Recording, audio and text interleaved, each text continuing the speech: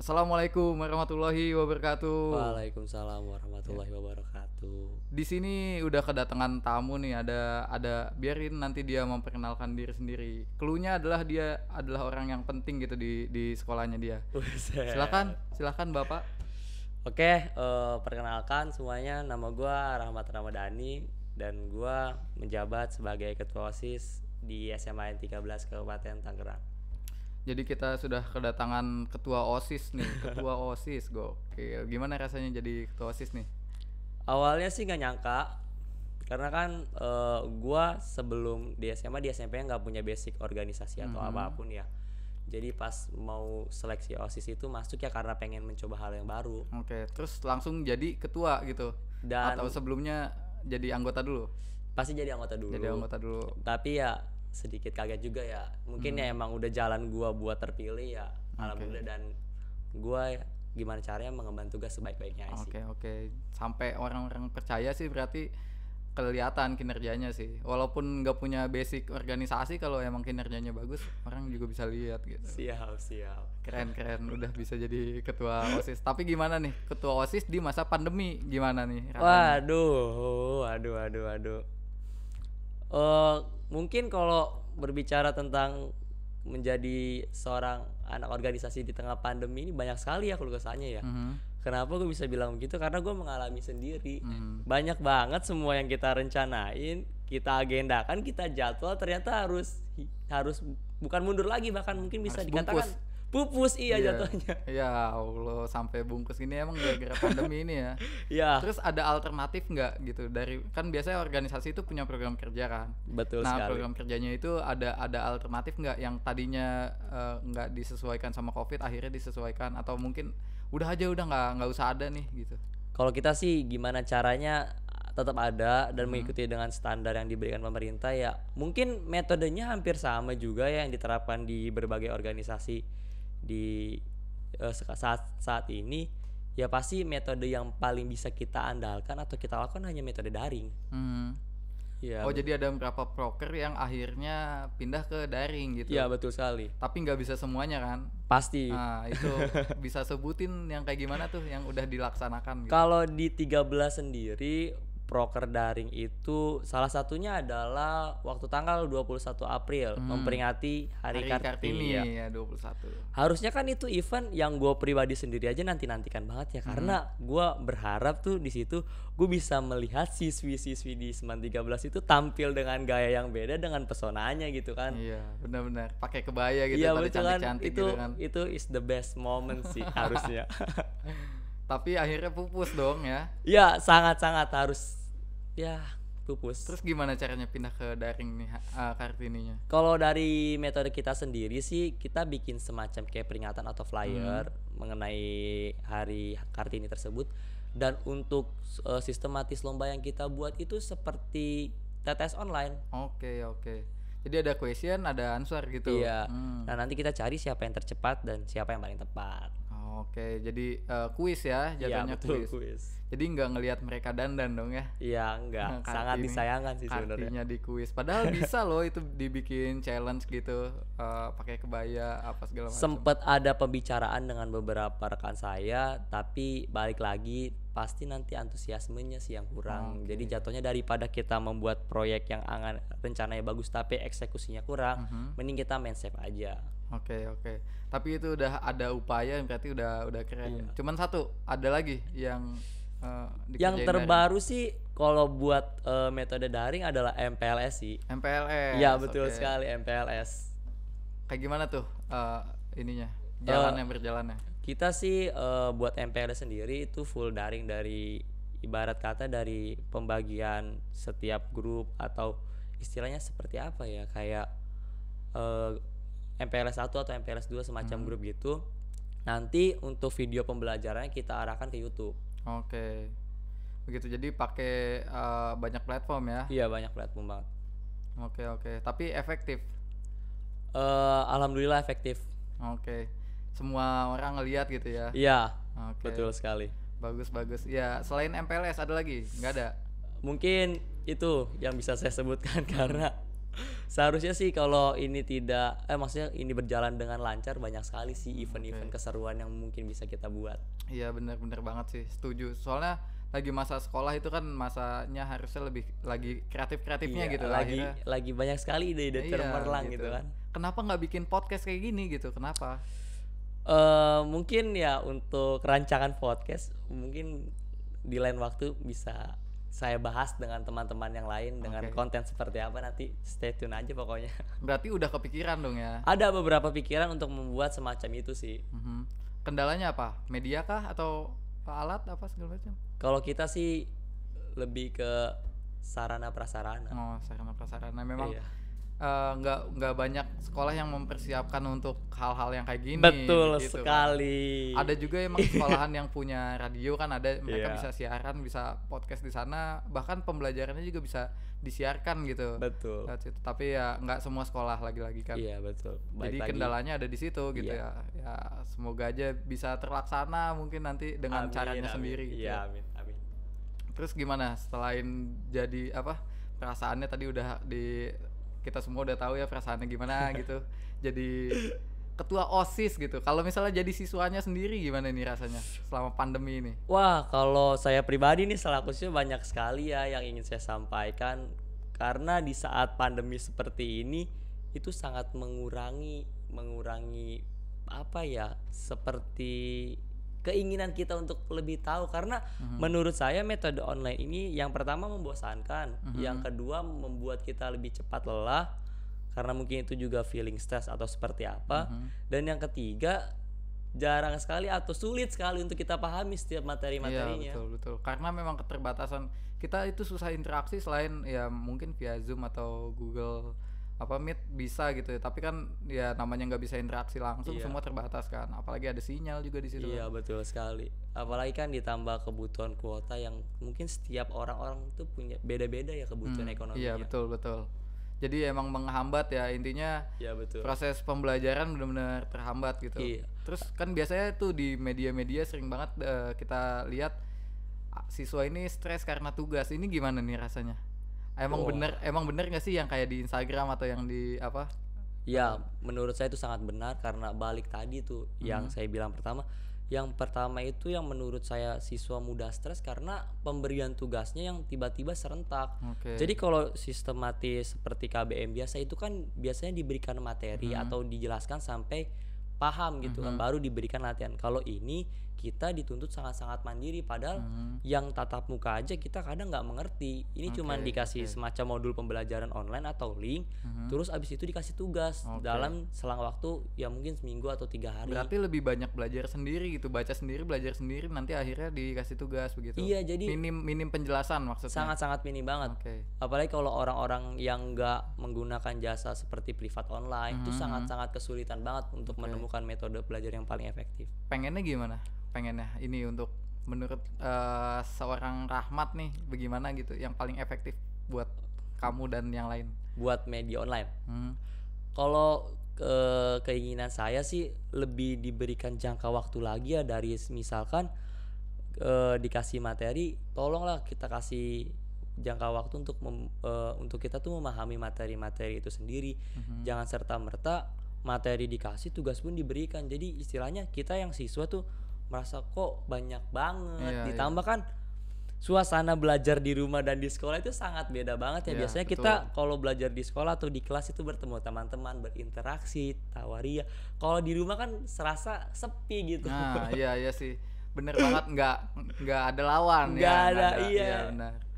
Terus apa, kalau saya memposisikan diri sebagai siswa juga bakal stresnya juga bakal sama. Soalnya ya pertama tadi bisa dibilang masalah pemateriannya kurang gitu. Iya, Nah, betul. terus memang sih jangka waktu belajarnya jadi lebih fleksibel, kita bisa kapan aja buka linknya gitu kan. Cuma ya namanya penjelasan kita tetap butuh gitu ya sebagai siswa begitu. Jadi mungkin akan siapa tahu bisa gitu ditingkatkan, mungkin pakai platform kayak YouTube. Efektif nggak sih ngejelasin lewat YouTube gitu? Mungkin efektif karena selain kita bisa melihat guru tersebut menjelaskan suatu materi, kita juga seperti mendapat kayak apa ya, semacam dorongan gitu atau semangat dari gestur-gestur para pengajar yang istilahnya kayak memberikan semangat kita bahwa ayo dong kuasai lagi materinya dengan seperti ini, tidak dengan seperti penyebaran link atau apa yang bentuknya hanya sebuah artikel atau PDF teks gitu ya. Iya, susah juga, maksudnya ini gue bisa baca tapi gue nggak bisa ngerti gitu kan kalau teks nggak ada gestur, nggak ada suara. Dari kita sendiri juga kadang minat baca kita kurang. Iya betul sih, bukan kadang, emang kayaknya banyak kan begitu. Ya, gitu.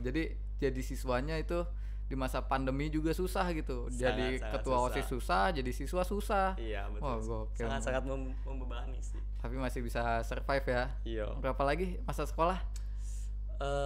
Ya mungkin setahun lah. 1 tahun lagi ya, berarti udah kelas 3 nih. Dan mungkin di saat menuju kelas 3 ini kita merasakan gejolak apa ya, kebingungan gitu mungkin. Ingin kedepannya seperti apa. Bakal bingung juga nih kalau misalnya si pandeminya terus berlanjut ya. Iya, bakal gimana gitu.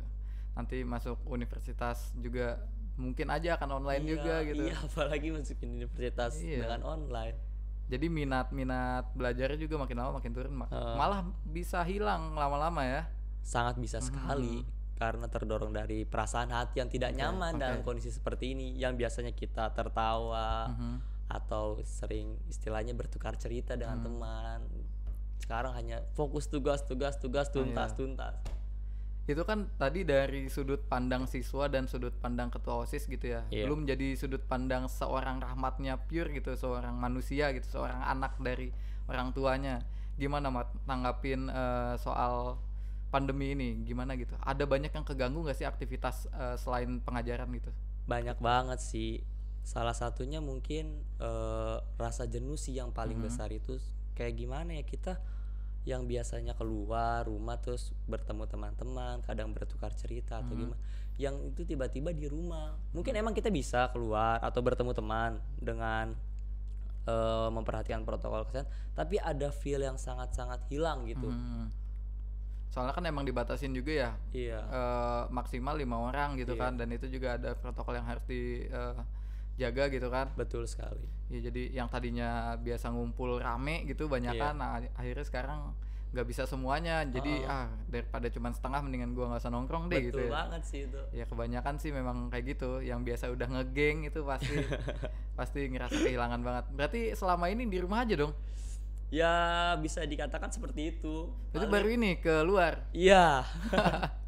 Oh ya nggak apa-apa lah, ngirup udara segar ya di luar gitu. Tetap jaga kesehatan aja yang penting. Tapi ada sisi positifnya juga sih menurut saya pribadi selaku anak gitu ya.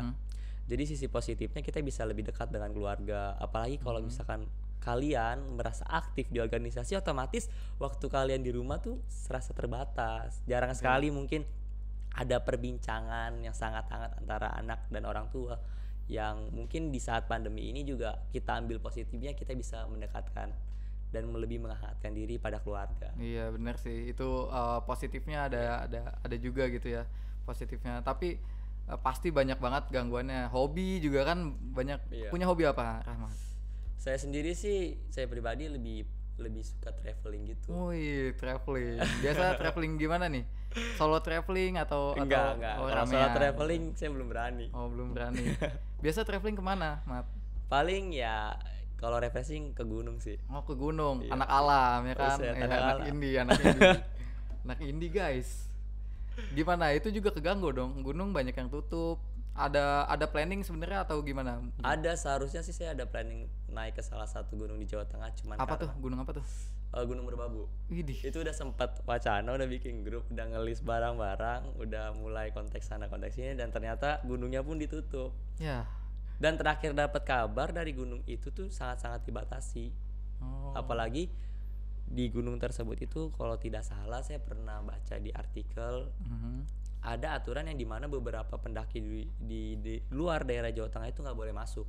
Oh jadi khusus aja gitu ya?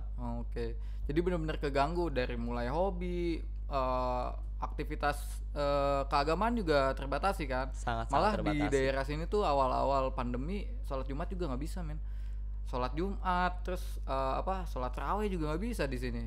Bahkan kalau sedikit bercerita, saya pun beberapa kali tidak melaksanakan sholat Jumat karena emang di daerah saya itu nggak ada yang namanya sholat Jumat. Iya kan? Karena pandemi ini jadi banyak banget aktivitas yang kehambat gitu. Lebih Iya. banyak positifnya atau negatifnya nih? Negatif. Negatifnya. Negatif. Jadi kita berdoa aja gitu ya, semoga bisa cepat pulih nih Amin. bumi kita nih. Iya, amin Bang. Cepat hilang nih pandemi. Dan mungkin keresahan yang terbesar yang didapat saya atau mungkin teman-teman rasakan adalah tentang pembatasan uang jajan mungkin. Nah, itu dia. Kebanyakan ya karena masih sekolah biasanya dikasih duit kalau misalnya pergi ke sekolah. Iya, Sekarang betul nggak dikasih sekali. duit. Iya, betul. Jadi keinginan itu sangat-sangat apa ya? Membuat tidak nyaman lah, yang biasanya pengen kesini punya ini dan ternyata ya harus seperti ini. Tapi kita juga tidak bisa memaksakan karena kita juga tahu beberapa keadaan di ekonomi negara ini juga sedang Down gitu down ya, lah banyak, istilahnya ya. iya. Kita juga harus tahu lah. Iya benar, yang tadinya duitnya bisa dipakai ngumpulin gitu buat Iya, naik betul. gunung, Iya. sekarang jadi ya udah deh gitu di rumah aja deh gitu kan. Iya. Next time aja deh ke gunungnya gitu.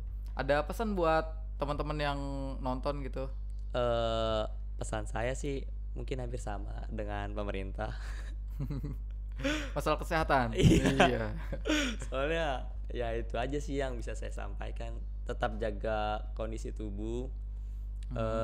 Lebih diatur juga pola tidur. Ini biasanya nih anak-anak di tengah pandemi gini yang harusnya tidurnya cukup, tapi karena mungkin overthinking dan sebagainya, tidurnya bisa tidak teratur. Iya sih, bener, setuju banget. Karena makin jenuh akhirnya Stres. Iya, stres Feeling gitu. stres banget. Semuanya jadi berantakan gitu ya. Sangat Fucked berantakan. up gitu semuanya. Ya, jaga kesehatan itu paling penting. Iya. Selain kesehatan fisik, kesehatan mental juga harus dijaga tuh. Iya, betul. Gitu. Jadi lebih, walaupun diem di rumah bukan berarti nggak bisa interaksi. Toh Iya. kita masih punya banyak platform, banyak aplikasi buat kita kontekan sama teman-teman yang Betul lain. sekali. Nah, kalau misalnya memang bener-bener isolasi diri, bener-bener nggak kontekan sana sini, itu feeling stresnya bisa berlipat ganda. Wah, itu. saya nggak bisa membayangkan sih kalau saya dalam posisi tersebut. Iya, makanya tetap dijaga kondisi fisik sama mentalnya mental, begitu ya. iya. Ada lagi untuk teman-teman OSIS gitu?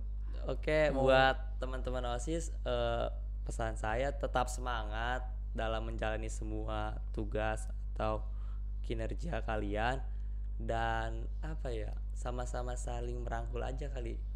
Dalam arti saling mensupport, apalagi kan dalam pandemi ini tuh kita hanya bisa berkarya lewat media sosial. Iya, betul sekali. Jadi lebih kreatif aja lah. Iya, coba bikin agendain untuk bikin sesuatu. Betul Kan di kalau misalnya kita lihat di Instagram ada yang namanya Instajam untuk orang-orang yang emang suka musik tuh, mereka ngejam online. Jadi ngecover tapi ramean gitu banyakan. Terus ada juga ini salah satu caranya ada podcast ya, ya. ada yang lain mungkin itu bisa diberdayakan. Coba diobrolin sama emang orang-orang yang punya prasarana ya, sarana prasarananya, atau mungkin pakai ide kalian lah sekreatif mungkin. Iya. Seenggaknya ada karya yang dihasilkan gitu. Betul. Udah proker nggak jalan terus nggak menghasilkan apa-apa, kayaknya udah lewat gitu. Yang tadinya diharapin, gue bakal jadi ketua OSIS nih, gue bakal punya ini nih, gue bakal ada event ini, udah bungkus. Masa iya nggak kreativitasnya juga mau bungkus. Jadi ya tetap semangat aja untuk menjalankan semua kegiatan atau proyek-proyeknya yang akan datang. Oke. Ada lagi tambahan? Mungkin itu aja sih kalau dari gua. Oke, ya begitu isi kepalanya Rahmat. Ini lebih banyak curhatnya sebenarnya. Iya. Ya gimana gitu kan. Ya nggak apa-apa.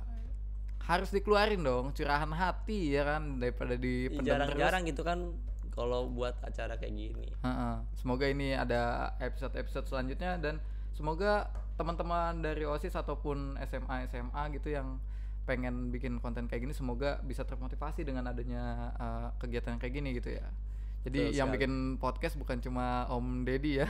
Ada banyak gitu, anak sekolahan juga bisa bikin podcast nih buktinya gitu. Ya betul sekali.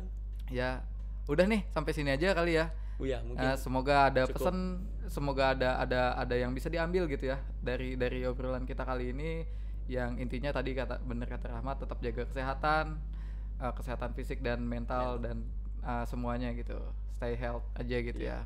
Oke, akhir kata assalamualaikum warahmatullahi wabarakatuh. Bye.